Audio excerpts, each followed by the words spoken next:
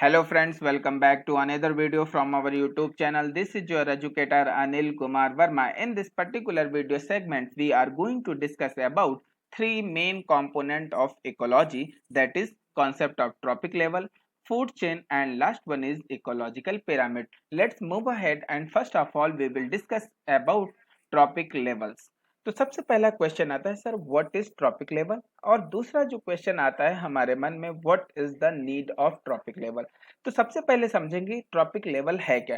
Trophic level जो है basically जो फीडिंग लेवल जो है किसी फूड चेन में किसी ऑर्गेनिज्म का, उसको कहते हैं ट्रॉपिक लेवल। ट्रॉपिक वर्ड जो है ना वो एक ग्रीक वर्ड है जिसका मतलब ही होता है फीडिंग। अब क्वेश्चन आता है sir what is the need of trophic level, क्या जरूरत है ट्रॉपिक लेवल्स की। जैसा कि हम सभी लोग जानते हैं कि किसी ऑर्गेनिज्म को अपनी मेटाबॉलिक एक्टिविटीज करने के लिए, ग्रोथ और डेवलपमेंट करने के लिए कुछ एनर्जी की रिक्वायरमेंट होती है। वो एनर्जी कहाँ से मिलती है? वो उसको अपने निचले ट्रॉपिक लेवल से मिलती है। फॉर एग्जाम्पल अगर कोई हर्बीवोरस है तो वो ऑब्वियसली किस पे फीड करेगा? वो ग्रासेस पे फीड करेगा और प्लांट्स पे फीड करेगा और ट्री पे फीड करेगा या श्रब पे फीड करेगा। तो हर ऑर्गेनिज्म को एनर्जी की रिक्वायरमेंट है for their metabolic activities and growth and development के लिए। Because we all know that कि हमारे पूरे इकोसिस्टम में बहुत टाइप के फीडिंग बिहेवियर रखने वाले एनिमल्स हैं या ऑर्गेनिज्म प्रेजेंट हैं जो कि एक दूसरे पर निर्भर हैं। तो ट्रॉपिक लेवल्स क्या है? It is just a position of organism in the food chain. खाना ट्रांसफर होने की जो प्रक्रिया है या श्रृंखला बनती है उसको क्या कहते हैं? फूड चेन कहते हैं, जिसको हम अपकमिंग स्लाइड्स में देखेंगे। फिर लिखा है trophic level also varies in different ecosystem. तो कौन कौन से थे? टेरेस्ट्रियल इकोसिस्टम है, एक्वाटिक इकोसिस्टम है और मैन मेड इकोसिस्टम है। तो इसमें जो ऑर्गेनिज्म का नंबर वेरी कर सकता है और उनका साइज वेरी कर सकता है, उनके फीडिंग बिहेवियर भी वेरी कर सकते हैं और उनकी जो ट्रॉपिक लेवल में जो पोजीशन है वो भी वेरी करती है। Trophic levels also varies in different ecosystem. फिर क्या है? Trophic levels in aquatic ecosystem more than the terrestrial ecosystem. इसमें कहते हैं कि जो एक्वाटिक इकोसिस्टम है, एक्वाटिक इकोसिस्टम है, जो जल वाला इकोसिस्टम है, जो नंबर ऑफ ऑर्गेनिज्म है वो ज्यादा होते हैं in compare to terrestrial ecosystem.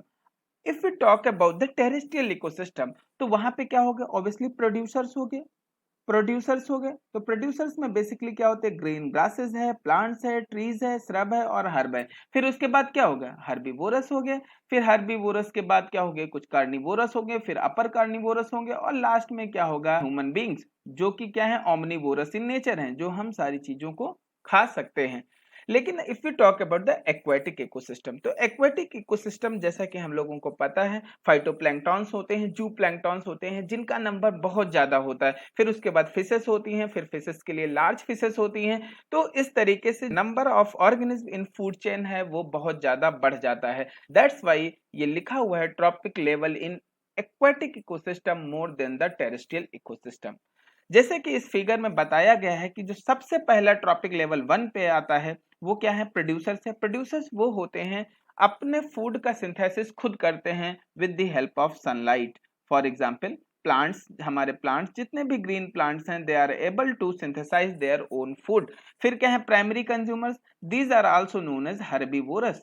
Herbivorous है बिकॉज क्यों हर्बीवोरस है? क्योंकि ये फीड करते हैं फॉर एनर्जी के लिए किस पे? प्रोड्यूसर्स पे। फिर आते हैं secondary consumers. Secondary consumers basically carnivorous type के होते हैं, कार्निवोरस होते हैं। ये क्या करते हैं? ये जो प्राइमरी कंज्यूमर्स होते हैं फॉर एग्जांपल गोट है, डियर है, इन सब पे क्या करते हैं? फीड करते हैं। फिर उसके ऊपर आते हैं जो अपर कंज्यूमर जिनको हम लोग टर्सरी कंज्यूमर्स कहते हैं, for example lion. If we talk about the energy, अगर हम कोई एक पिरामिड देखें from producer to the upper or apex level of tertiary consumer, तो क्या है? एनर्जी जो है ना वो सीधे सीधे क्या होगी? हाई टू लो होती चली जाएगी, मतलब घटती चली जाएगी। क्यों? रिकॉल 10% एनर्जी ट्रांसफर लॉ, जो कि थर्मोडायनेमिक्स के लॉ पे बेस्ड था। तो उसमें क्या होता था? केवल 10% ही अगले ट्रॉपिक लेवल में क्या होगी? ट्रांसफर होगी और 90% क्या हो रही थी? वो हीट के फॉर्म में क्या हो जा रही थी? लॉस हो जा रही थी। तो जब एनर्जी पिरामिड में हम देखेंगे, पिरामिड की अगर एनर्जी देखेंगे तो वी विल गेट, अगर हम प्रोड्यूसर से एपेक्स की तरफ जाएं या टर्सरी कंज्यूमर की तरफ जाएं तो एनर्जी क्या है, कंसिस्टेंटली कम होती चली जाएगी। अब हम यहाँ पे बात करने वाले हैं trophic levels and physiological role in community. जो ट्रॉपिक लेवल है उनका फिजियोलॉजिकल रोल क्या है कम्युनिटी में और इकोसिस्टम में, तो एक एक करके समझते हैं। जैसे ग्रीन प्लांट है, तो ग्रीन प्लांट बेसिकली क्या होते हैं, प्रोड्यूसर्स होते हैं। और ये ट्रॉपिक लेवल में कौन सा स्थान रखते हैं या कौन सा लेवल पे होते हैं, तो ये फर्स्ट लेवल पे होते हैं। और इनका जो फिजियोलॉजिकल क्लासिफिकेशन है वो कैसे होते हैं, ऑटोट्रॉप्स होते हैं। ऑटोट्रॉप्स का मतलब जैसा कि मैंने बताया कि अपना खाना स्वयं बनाने की जो प्रवृत्ति है वो ऑटोट्रॉफिक कहलाती है। दूसरा है हर्बीवोरस। हर्बीवोरस कंसिस्ट कहाँ करते हैं, प्राइमरी कंज्यूमर्स में या सेकेंड ट्रॉपिक लेवल में, ये लिखा हुआ है। और ये कैसे होते हैं, कंज्यूमर होते हैं, क्योंकि ये कंज्यूम करते हैं। ये फीड किस पे करते हैं, ऑब्वियसली ऑटोट्रॉफ्स पे फीड करते हैं। और इनका जो नेचर होता है वो कैसा होता है, हेट्रोट्रॉफ्स होता है। हेट्रोट्रॉफ्स का मतलब होता है कि ये अपनी एनर्जी और फूड के लिए किसी दूसरे पर निर्भर रहते हैं। तो निर्भर किस पे रहेंगे, फर्स्ट ट्रॉपिक लेवल पे। तो फर्स्ट ट्रॉपिक लेवल कौन सा है, प्रोड्यूसर्स है। फिर क्या है, कार्निवोरस। तो कार्निवोरस भी एक टाइप के कंज्यूमर्स होते हैं जो कि फीड ऑन करते हैं किस पे, हर्बीवोरस जो होते हैं उन पे। और ये थर्ड और हायर लेवल के ट्रॉपिक लेवल में काम करते हैं या एग्जिस्ट करते हैं। थर्ड लेवल ऑफ मतलब they are also called as secondary consumers. और इनका बिहेवियर कैसा है, हेट्रोट्रोपस इन नेचर होते हैं। तो this is all about the concept of trophic level. अब हम बात कर लेते हैं फूड चेन के बारे में। तो फूड चेन क्या है actually, it is just a relationship between one trophic level to another trophic level. जैसा कि हम लोगों ने अभी पढ़ा है, सारे ऑर्गेनिज्म को एनर्जी की रिक्वायरमेंट होती है। वो एनर्जी कहाँ से मिलेगी, वो interdependency of a various kind of जो ट्रॉपिक लेवल है उनसे मिलेगी। तो यही लिखा है, relationship between one trophic level to another trophic level. फिर क्या है, in this chain transfer food energy from producer to consumer. जैसा कि हमने बताया, अगर यहाँ पे अगर पिरामिड बनाए तो सबसे पहले क्या थे, प्रोड्यूसर, फिर प्राइमरी कंज्यूमर्स, फिर सेकेंडरी कंज्यूमर्स और फिर हायर कंज्यूमर्स। तो एनर्जी जो है ना ट्रांसफर होती है from producer to higher consumer और अ टर्सरी कंज्यूमर को। ठीक है। Generally food chain have 3 to 5 trophic links. एक अगर नॉर्मली फूड चेन को देखें तो जिसमें 3 से 5 ट्रॉपिक लिंक्स प्रेजेंट होते हैं। और इनका नंबर लगभग 15 से 20 स्पीसीज के बीच में वेरी करता है, ज्यादा भी हो सकता है और कम भी हो सकता है। फिर क्या है, इट में varies from one trophic level to other. Obvious सी बात है, जरूरी नहीं है कि इनका नंबर जो है वो सब में फिक्स रह जाए। किसी में 2 हो सकते हैं, किसी में 4 हो सकते हैं, हो सकता है प्रोड्यूसर 10 हों और कंज्यूमर कंज्यूम करने वाले 2 ही लोग हों और उसके ऊपर करने वाला जो उसको कंज्यूम करने वाला सिर्फ एक ही हो। तो इनका जो नंबर है और जो फूड चेन का जो साइज है वो वेरी कर सकता है। Harsh arctic landscape has much shorter food chain than the temperate and tropical zone. Look at here, अगर हम डिजर्ट के बारे में बात करें, डिजर्ट में देखें तो डिजर्ट में क्या होता है, ऑब्वियसली डिजर्ट में कुछ ग्रासेस प्रेजेंट होती हैं पैच में। ग्रासेस के साथ में कुछ हर्बेसियस प्लांट थोड़े बहुत प्रेजेंट होते हैं, बहुत कम मात्रा में हर्बीवोरस प्रेजेंट होते हैं। तो यहाँ पे जो फूड चेन का जो लेवल होता है वो बहुत कम होता है, बिकॉज यहाँ पे कंडीशन कैसी है, हार्श कंडीशन है। हार्श कंडीशन का जो फूड चेन और ऑर्गेनिज्म का जो ट्रॉपिक लेवल होता है वो कम होता है compare to temperate and tropical zone के। अब हम बात करते हैं टाइप्स ऑफ फूड चेन की। तो फूड चेन बेसिकली 2 टाइप के होते हैं, one is grazing food chain and another one is detritus type of food chain. तो ग्रेजिंग फूड चेन में जो सोर्स ऑफ एनर्जी क्या है वो है ग्रीन प्लांट्स। अगर हम बात करें डिट्रेटस टाइप ऑफ फूड चेन में, तो इसमें जो एनर्जी का सोर्स है वो डेड ऑर्गेनिक मैटर सिस्टम में वो एक्ट करते हैं एज अ एनर्जी सोर्स। तो अब हम इनको एक कंपैरेटिव फॉर्म में पढ़ते हैं, दोनों ही फूड चेन को, ग्रेजिंग फूड चेन को और डिट्रिटस फूड चेन को। तो सबसे पहले बात करेंगे, कुछ कंपोनेंट हमने लिख रखे हैं, उन कंपोनेंट के बेस पे देखेंगे और कंपेयर कराएंगे दोनों टाइप की फूड चेन को, जो कि काफी ज्यादा इंपॉर्टेंट है। तो सबसे पहले बात करेंगे एनर्जी सोर्स के बारे में। सबसे पहला energy source grazing food chain में कौन है, वो लिविंग प्लांट्स हैं, जिनके पास एबिलिटी होती है फोटोसिंथेसिस करने की और अपना खाना बनाने की, इसीलिए इनको बोला जाता था ऑटोट्रॉफ्स। डिट्रिटस में अगर देखें तो यहाँ पे जो एनर्जी कहाँ से मिलती है, वो डेड ऑर्गेनिक मैटर से मिलती है। जो डेबरीज होती हैं, जो सड़े गली चीजें होती हैं, वहां से एनर्जी मिलती है। फिर है flow of energy. Flow of energy के बारे में अगर बात करें तो ग्रेजिंग फूड में जो फ्लो ऑफ एनर्जी होता है यूनिडायरेक्शनल होता है, जबकि detritus type of food chain में तो वी कांट से कि डिट्रिटस फूड चेन में जो फ्लो ऑफ एनर्जी है वो यूनिडायरेक्शनल होगा। फिर उसके बाद करते हैं स्टार्ट, कहाँ से स्टार्ट होता है, तो ऑब्वियस सी बात है begin with photosynthetic plant that is primary producer। लेकिन यहाँ पे क्या है, detritus food chain being start with dead organic matter और a detritus present in all type of ecosystem। फिर उसके बाद साइज ऑफ फूड चेन, अब साइज के बारे में बात करते हैं। लिखा usually larger compare to detritus food chain terrestrial shallow water and ecosystem। अब इसमें बात करें डिट्रिटस फूड चेन में तो क्या है, यूजुअली स्मॉलर। अगर हम कंपेयर करें ग्रेजिंग फूड चेन से इनकी साइज को तो ऑब्वियसली क्या होती है, शॉर्टर होती है, छोटी होती है to the grazing food chain. लेकिन डोमिनेंट इन मार्सी इकोसिस्टम, जो मार्सी इकोसिस्टम होते हैं जहां पे मेथेन वगैरह का जो परसेंटेज होता है या डिसॉल्व मेथेन ज्यादा होती है, वहां पे ये detritus type of food chain ज्यादा लार्ज होती है in compare to grazing food chain. तो इस चीज को याद रखने वाली चीज है, यहाँ पे याद कर सकते हैं। फिर इनके रोल के बारे में बात करें तो फिक्स इनऑर्गेनिक न्यूट्रिएंट्स, जैसा कि हम लोगों को पता है अगर फोटोसिंथेसिस भी होती तो क्या होता है, CO2 H2O और क्लोरोफिल और लाइट की रिक्वायरमेंट होती है। तो क्या करते हैं, ये इनऑर्गेनिक न्यूट्रिएंट्स को क्या करते हैं, फिक्स करते हैं। कार्बन को फिक्स कर देते हैं कार्बोहाइड्रेट में, नाइट्रोजन को amino acid and so on, बहुत सारे और प्रोटीन है इन सब में फिक्स करते हैं। बट डिट्रिटस फूड चेन में क्या होता है, help in fixation of inorganic nutrients, ये भी हेल्प करते हैं, एंड रिसाइकिल्ड, ये किसी भी इनऑर्गेनिक न्यूट्रिएंट को रिसाइकलिंग का भी काम करते हैं। जैसे कार्बन साइकिल है, नाइट्रोजन साइकिल है, वो किसके थ्रू होती है, बेसिकली डिट्रिटस फूड चेन के थ्रू होती है। फॉर एग्जांपल कुछ फंजाई है, कुछ बैक्टीरिया है, ये सब क्या करते हैं, ये रिसाइकलिंग में काफी ज्यादा हेल्प करते हैं। फिर अगर इसकी सिग्निफिकेंस और महत्ता की बात करें तो add energy into the ecosystem, ये एनर्जी को इकोसिस्टम में ऐड करते हैं। अगर हम डिट्रिटस फूड चेन के बारे में बात करें तो ये क्या करते हैं, utilise energy from the detritus, ये क्या करते हैं, एनर्जी को यूटिलाइज करते हैं। सपोज अगर कोई चीज ऐसी है वो डेड हो चुकी है, अब डेड हुई चीज की जो एनर्जी है उसको क्या करेंगे, वो रिसाइकिल करेंगे और उसकी एनर्जी को यूटिलाइज करेंगे और बहुत कम वेस्ट करते हैं। और अल्टीमेटली ये क्या करते हैं, ensure less wastage with more utilisation, utilisation ज्यादा करते हैं और वेस्ट बहुत कम करते हैं। लेकिन यहाँ पे वेस्टेज ज्यादा होता है, अबाउट 90% जो एनर्जी होती है वो हीट के फॉर्म में लॉस हो जाती है। अगर हम एग्जाम्पल्स के बारे में बात करें तो जो ग्रेजिंग फूड चेन में इन्वॉल्व हो जाते हैं जितने भी माइक्रो ऑर्गेनिज्म, जितने भी माइक्रोस्कोपिक ऑर्गेनिज्म हैं वो सारे के सारे इन्वॉल्व हो जाते हैं। इसमें क्या है, इन्वॉल्व सब सॉइल ऑर्गेनिज्म, इसमें बेसिकली जो सब सॉइल ऑर्गेनिज्म हैं, सब सॉइल ऑर्गेनिज्म जो सॉइल के अंदर रहने वाले ऑर्गेनिज्म हैं, विच कैन बी माइक्रोस्कोपिक और अ मैक्रोस्कोपिक, जो कि छोटे और बड़े दोनों हो सकते हैं। तो this is all about the comparison between grazing and detritus type of food chain. Let's move ahead और अब समझते हैं इकोलॉजिकल पिरामिड्स के बारे में। इकोलॉजिकल पिरामिड्स है क्या एक्चुअली, सबसे पहला क्वेश्चन होता है sir what is ecological pyramid.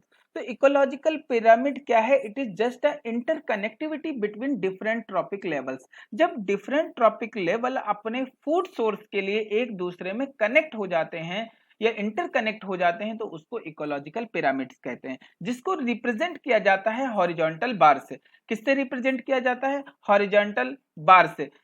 जब हॉरिजॉन्टल बार से रिप्रेजेंट किया जाता है तो दो चीजें बनेगी, एक तो बनेगा बेस पोर्शन, बेस में कुछ चीजें प्रेजेंट होंगी और एक एपेक्स पे प्रेजेंट होंगी।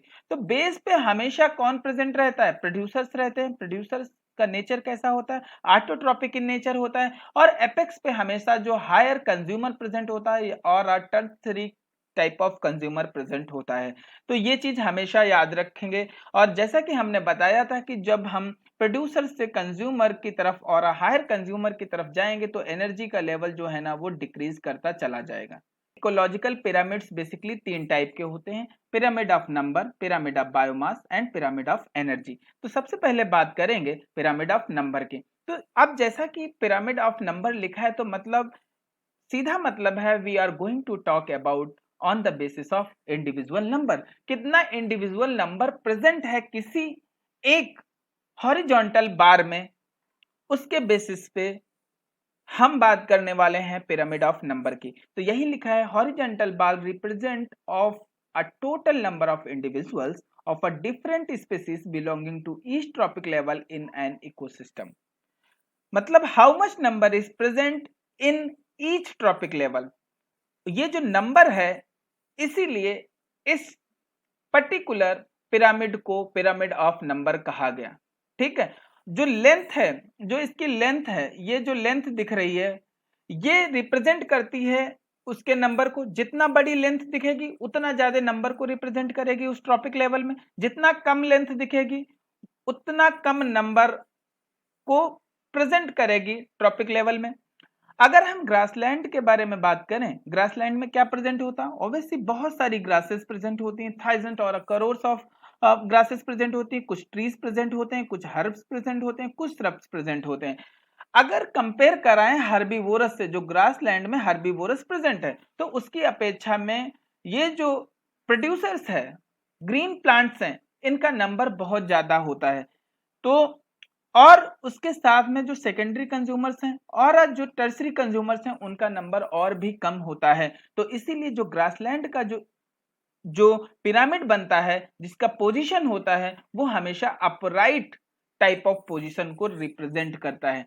जबकि बात करें अगर एक सिंगल ट्री की, अगर एक सिंगल ट्री में देखें, जैसे कि यहाँ पे दिखाया गया, ये एक सिंगल ट्री है, क्या है? एज अ प्रोड्यूसर एक्ट कर रहा है, जिसपे बहुत सारे प्राइमरी कंज्यूमर, छोटे कीड़े मकोड़े क्या करते हैं? फीड करते हैं। उनको खाने के लिए सेकेंडरी कंज्यूमर, जो कि बर्ड से कहीं से भी आ सकती है, बहुत ज्यादा नंबर उनका होता है। तो वी कांट से कि हमेशा जो पिरामिड ऑफ नंबर होता है, जिसकी पोजीशन हमेशा अपराइट होती है, ऐसा नहीं होता। जबकि सिंगल ट्री में इसकी जो पोजीशन होती है वो इन्वर्टेड हो सकती है। अब हम बात करते हैं पिरामिड ऑफ बायोमास की। तो पिरामिड ऑफ बायोमास क्या है? सबसे पहला क्वेश्चन आता है, सर व्हाट इज बायोमास?